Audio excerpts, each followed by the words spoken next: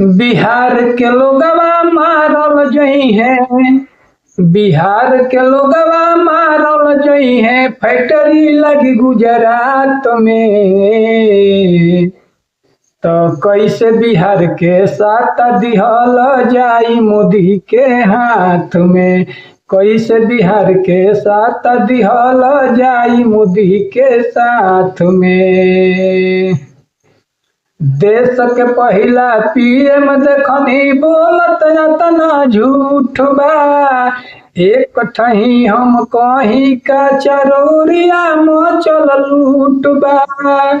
चिराग पासवान नीतीश कुमार, चिराग पासवान नीतीश कुमार जीतन राम मांझी के साथ में।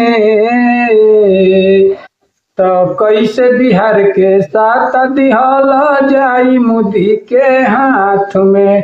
तो